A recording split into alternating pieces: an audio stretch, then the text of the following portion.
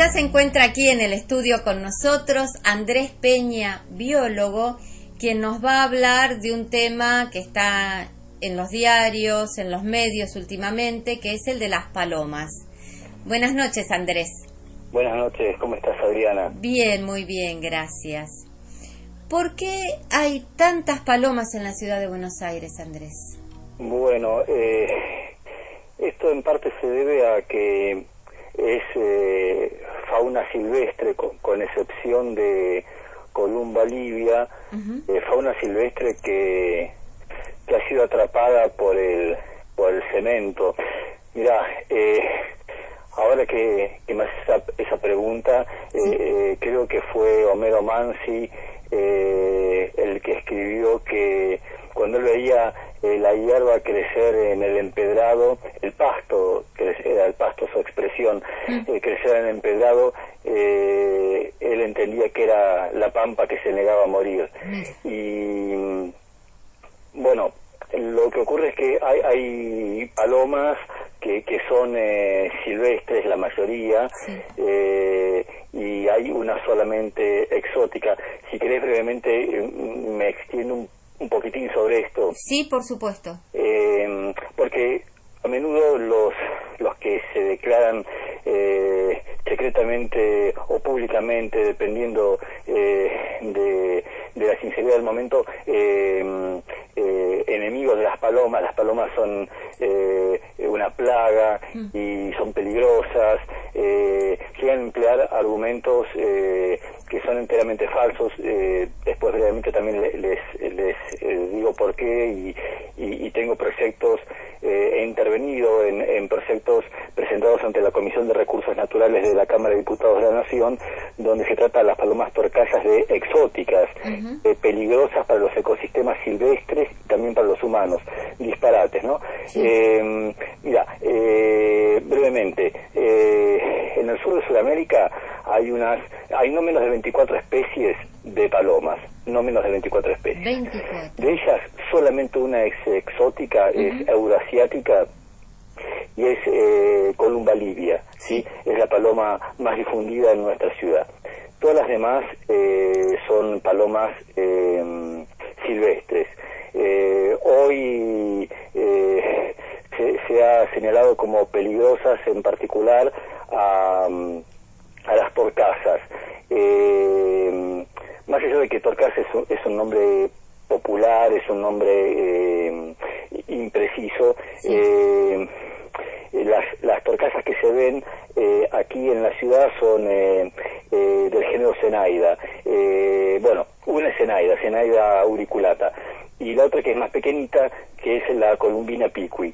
Esas son las dos torcasitas o torcasas que se ven en la ciudad. Esto de Columba livia, Zenaida auriculata, bueno, a ver, para quien no está habituado a estos nombres, son las especies, incluyendo el humano, se designan con dos nombres. Es la designación binomial. Esos nombres son género y especie. Esta designación binomial fue inventada muy acertadamente, es muy útil, muy eficaz, por un joven naturalista ya por el siglo XVIII, Linneo, un sueco. Y bueno, Zenaida y Columbina y Columba, ¿sí? Todas ellas, género y especie, forman parte de una familia, ¿sí? La familia Columbidae, ¿sí? Que es la familia de las palomas. Y las familias de las palomas, a su vez, forman parte del orden Columbiformes, ¿sí? Tenemos muchos gorriones en la ciudad, no sé si muchos. Al menos no son pocos, y esos son, por ejemplo, los gorriones son Passer domesticus, género Passer, especie domesticus, y esos sí son pájaros, esos son passeriformes. Bueno, sea el nombre que se les aplique, sea el nombre que fuere popular o científico, estas especies se han visto acorraladas por el avance de la frontera agrícola, ¿sí?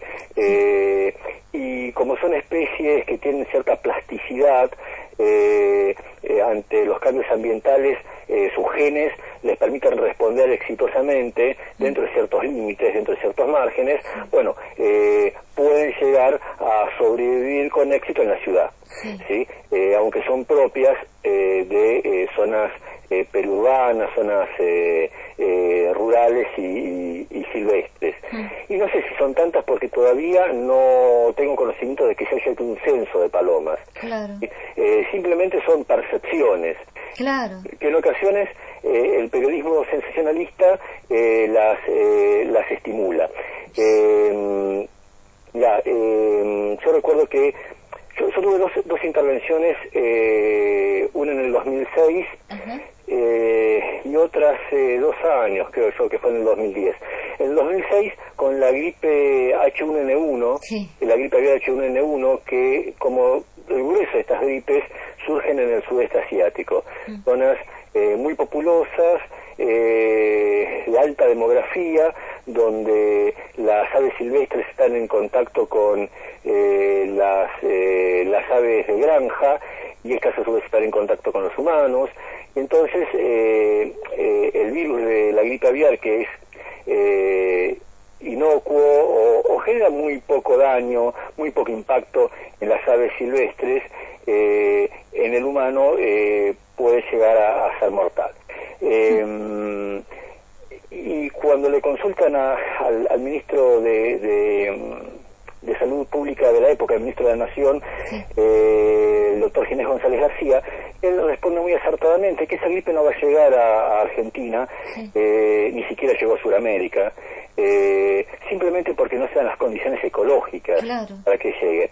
Sin embargo, yo leía los libros de la época y junto al artículo que reproducía las palabras del doctor Ginés González García, había periodistas, artículos de periodistas sensacionalistas que quizás pretendían vender más diarios. Es que el sensacionalismo vende. Sí, entonces hacían afirmaciones insensatas. Y a veces hubo funcionarios del gobierno de la época que se sumaron a estas afirmaciones insensatas, y reuní la documentación, acudí a la Defensoría del Pueblo de la Ciudad de Buenos Aires, que me respaldó, porque bueno, se había hecho un extraño mix entre gripe aviar, palomas, gatos y perros del espacio público, abandonados en el espacio público. Los enemigos. ¿Qué? Los enemigos eran. Claro, amenazaban con, esto amenazaba con terminar con los perros y gatos del espacio público, que bueno, es el objetivo de más de un funcionario. Bueno, y la Defensoría del Pueblo de la Ciudad me respaldó porque reuní documentación de especialistas en gripe aviar, en bioseguridad, y bueno, tuve éxito. Y la segunda vez fue por el 2010, cuando un agrodiputado presentó un proyecto para lo que diplomáticamente, suavemente designan como control de la población de palomas, que en la práctica consiste en el exterminio. Y esto es porque las aves se alimentan de los granos, y esto ocurre en parte porque hay malas prácticas durante la cosecha, de modo que el grano cae en el suelo y las aves se alimentan. Pero además a las aves le han destruido el monte, les han destruido el ecosistema silvestre que les albergaba, se ha reemplazado el ecosistema silvestre por un agroecosistema, y entonces las pocas que han sobrevivido, por esa plasticidad de conducta que les permite su genética, una plasticidad de conducta que no puede tener un puma ni un yaguareté. El yaguareté llegaba hasta las proximidades de la ciudad de Buenos Aires durante el siglo XIX, ¿sí? El yaguareté no tuvo la misma posibilidad, su genética no le brindó la misma oportunidad que las usan las palomas. Entonces, esta gente, por márgenes de ganancia, embisten contra las palomas cuando las malas prácticas durante la cosecha y post cosecha hacen perder al productor, al agricultor, un 10% del grano. Entonces, se fijan en las palomas y no se fijan en sus malas prácticas agrícolas. Es cierto que las palomas albergan microorganismos, pueden ser potencialmente patógenos. Sí. Eso es indudable. Yo tengo los listados de esos microorganismos, pero lo que hice fue algo muy sencillo. Me dirigí a 3 instituciones. Al Hospital Durán, hablé con médicos de alergia, servicio de alergia, y con médicos del servicio de infecciosos. El Hospital Durán está frente al Parque del Centenario, es un lugar donde hay no pocas palomas. Me dirigí al Hospital Muniz, un hospital de infecciosas, y también al Ministerio de Salud de la Nación. No se conoce un solo caso de personas que hayan acudido a uno de esos servicios, alergia o infecciosas, y que los médicos hayan encontrado una patología por palomas, ni por supuesto tampoco gente internada. Esto lo puede confirmar cualquiera que tenga esa curiosidad. Es más, nos habla del peligro que representan las palomas. Los criadores de palomas, los colombófilos, que están inmersos en lugares con mala ventilación, con gran densidad de aves, muchas horas al día, tampoco tienen, salvo excepciones, salvo raros casos de el pulmón del criador, porque no usan barbijo, porque no tienen, repito, una buena ventilación. Ni siquiera entre los criadores de palomas hay enfermedades generadas por palomas, ni siquiera en ellos, porque si fuera una actividad peligrosa, no se dedicarían a la crianza de palomas. Bien, entonces, lo real hoy es que en la Ciudad de Buenos Aires nadie ha enfermado, y muy probablemente no va a enfermar por las palomas. Hay gente que busca un instante de gloria, de gloria efímera, de falsa gloria, y profesionales que buscan esto. Y también hay una búsqueda, es una especie de manera de escapar de los verdaderos problemas, buscando algún victimario. Hoy son las palomas. Allá por los años 50, segunda mitad de la década del 50, fue el año 56. En el 56, en Argentina, hubo miles de muertos por poliomielitis. Un gran número de esos casos se dio en la Ciudad de Buenos Aires. La poliomielitis ya estaba en el país siglo XIX, pero en el año 56 hubo un pico muy importante. Hubo personas que por ignorancia, y la ignorancia también genera miedo, se deshacían de sus perros, se deshacían de sus propios perros, porque creían que los perros promovían el contagio de la poliomielitis. Entonces llamaban al Instituto Antirrábico, que así se llamaba anteriormente el Instituto de Zoonosis Pasteur, llamaban al Instituto Antirrábico para que se llevasen los perros, que después eran masacrados. No existe una contabilidad de cuántos perros fueron muertos, pero entiendo que no fueron pocos. Y desde el Instituto Pasteur, los veterinarios no les decían a estas personas que se deshacían de sus propios perros que la poliomielitis no es una enfermedad zoonótica, es una enfermedad que tenga al perro como parte del ciclo del patógeno. ¿Ves? La poliomielitis está ocasionada por un enterovirus, un peligroso enterovirus, o sea, un virus del tubo digestivo. Por eso la poliomielitis se propaga en los lugares donde no hay una buena sanidad, donde no hay cloacas, donde no hay desagües cloacales, donde la gente tiene sus propios excrementos al lado.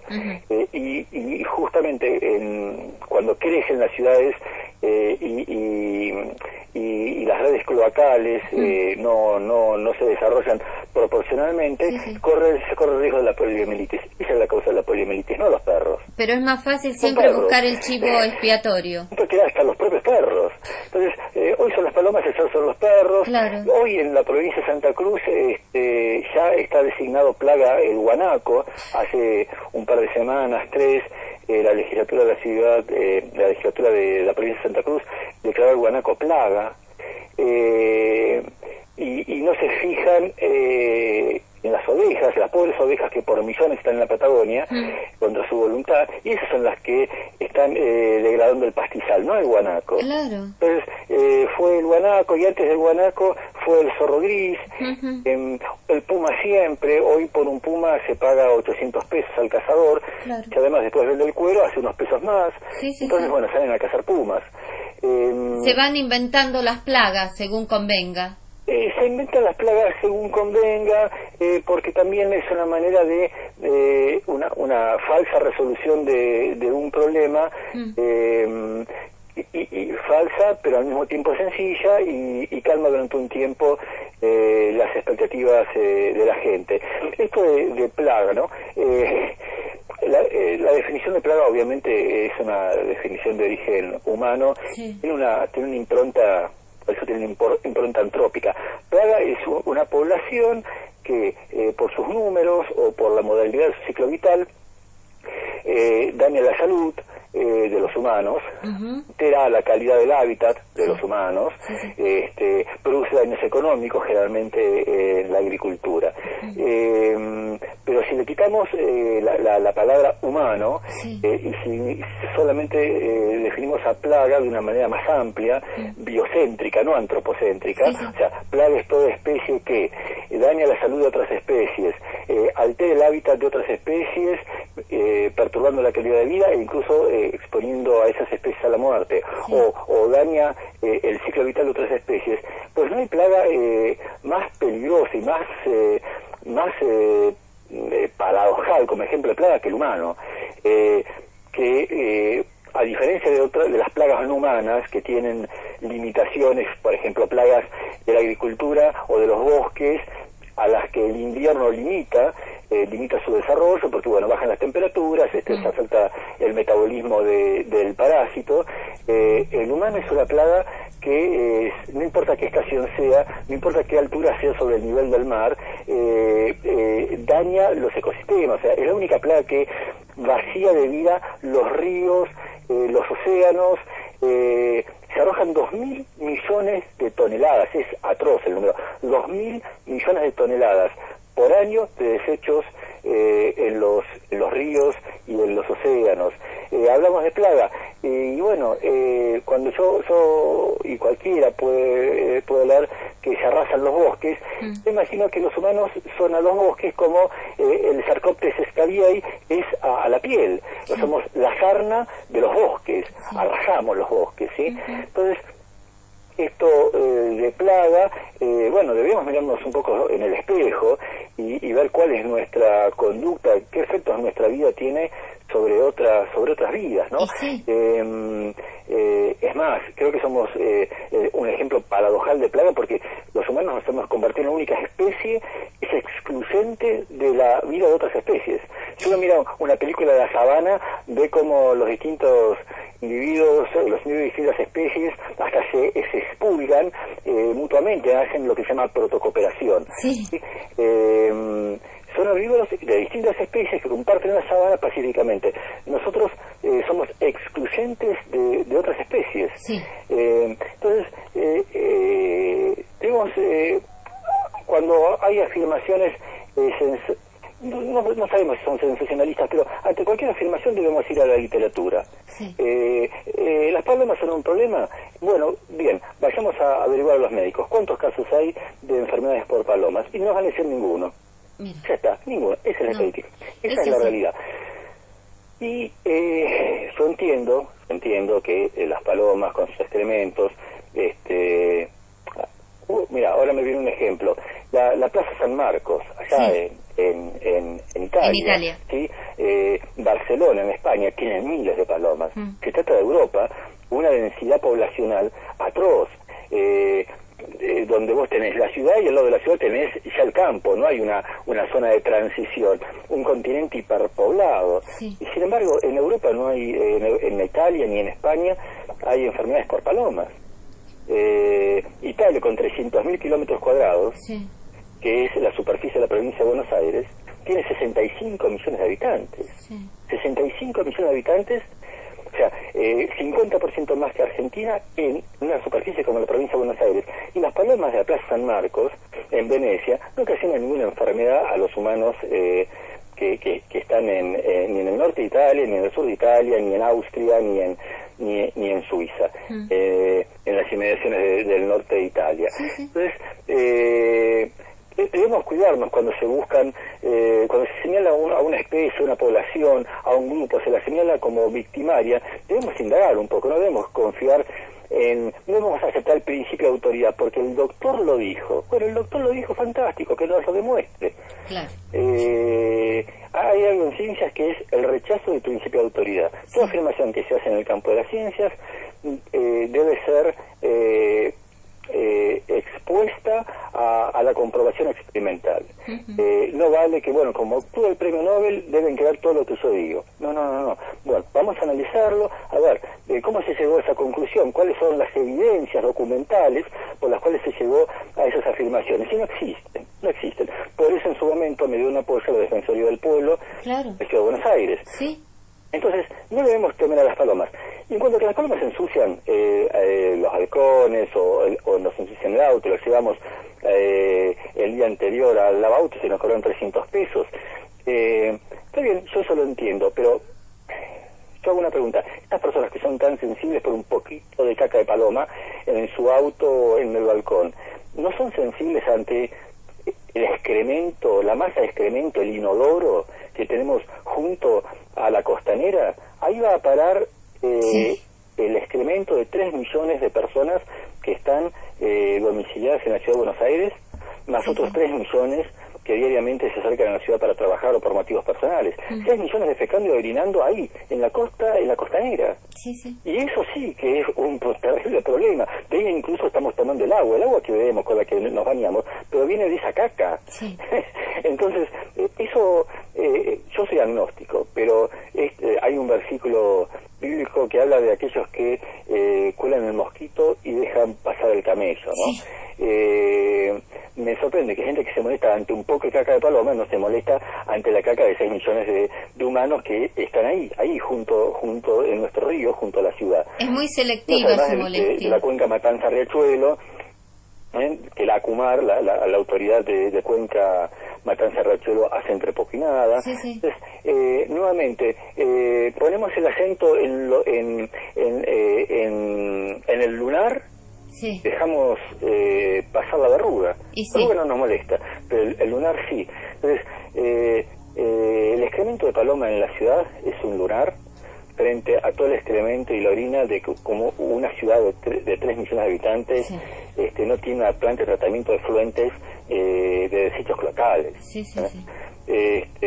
Incluso ahora que se está hablando de la fragata Libertad tan a menudo en los diarios, en un momento la fragata Libertad ya no podía atracar en los puertos de Europa ni de Estados Unidos, porque no tiene una planta de desechos de cloacales instalada, porque nosotros estábamos habituados, los marinos iban con su fragata y bueno, los excrementos, la orina a las aguas del puerto, o sea, no, eso sí, en África, en Asia, no en Japón.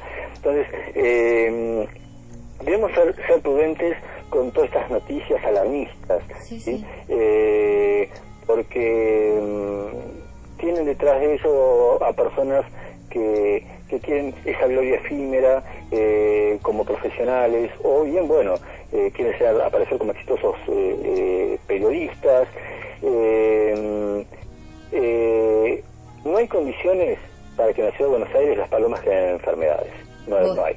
A tal punto que ni siquiera, esto lo digo como para redondear, ni siquiera los criadores de palomas tienen, salvo algún caso raro, tienen enfermedades generadas por patógenos que las palomas naturalmente albergan.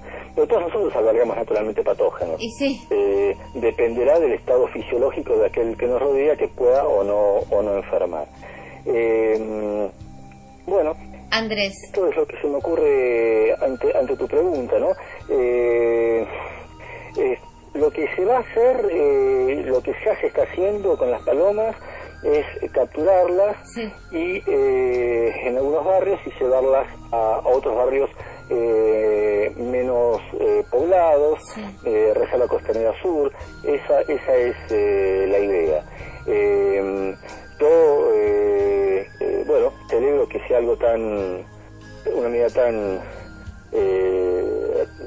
prudente, Algunos se habrán quedado con las ganas de ver cadáveres de palomas, pero bueno, yo creo que hay que apostar por la vida y mirarnos un poco en el espejo y ver cuánto nosotros aportamos también de malo al ecosistema y entonces tener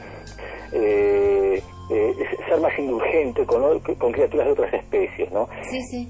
Más cuando es lo poco, particularmente en el caso de las torcasas, no solamente las torcasas, ¿no? Sí, hay sí. otras palomas o hay otras columba que también están en la ciudad, son más vigorosas, más robustas que columba livia. Esas sí son silvestres, no sé, columba picazuro, columba maculosa, Sí, sí.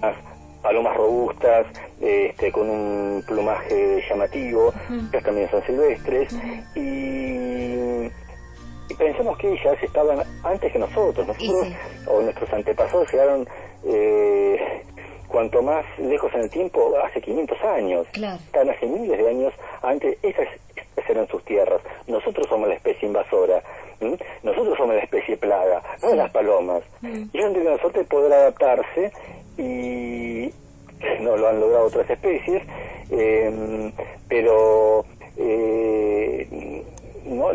no por eso se han convertido, no por eso son una plaga. Yo creo que hay mucha irracionalidad, hay miedo, hay incomprensión, y hay mucho antropocentrismo, ¿no? Sí, sí. Juzgar que los humanos están en la cumbre de una pseudoevolución y que todo lo que está por debajo es vil, todo lo que no sea humano está por debajo y esto es vil, y si no nos sirve para comer, bueno, entonces hay que destruirlo porque para qué nos sirve, es algo que vaya a un circo para distraernos, ¿no? Sí, es así. O a un zoológico. Claro. Una vez hablamos, si tenés ganas, sobre los zoológicos, ¿no? Sí, ya después te mando un mail y combinamos, si querés combinamos para dentro de 15 días. Bueno, si es en noviembre, fantástico, sí, seguro. Dale, sí, te digo 15 días porque el programa que viene ya lo tengo completo el otro puedo modificar la programación. Bueno, no sé si querés hacerme alguna pregunta. Ahora no, porque se nos fue el tiempo, Andrés. Yo tendría un montón de preguntas realmente y directamente el jueves que le sigue al 1 de noviembre, que debería ser el 8, te dedicamos el programa entero, mira. No es el programa entero, solamente dar alguna opinión sobre los zoológicos y cuáles serían actuales y cuáles serían alternativas a los mismos, ¿no? Pero perfecto, interesantísimo el tema, Andrés. Bueno, agradezco a vos y que quería decirlo al principio, pero me acometiste con las palomas. Agradezco a vos y a Pachi que me hayan invitado, que me hayan dado esta oportunidad de expresarme. Y Pachi hoy quería estar para hablar ella con vos, pero tuvo 3 rescates. Bueno, sí, estaba muy ocupada, por cierto que sí. Bueno, Andrés, muchas gracias por estar con nosotros. Un gran beso, ¿eh? Y ya te comprometemos el 8 de noviembre. El 8 de noviembre. Dale. Chau. Ha estado con nosotros Andrés Peña, biólogo, hablando y disertando tan coherentemente sobre las palomas y las plagas en general.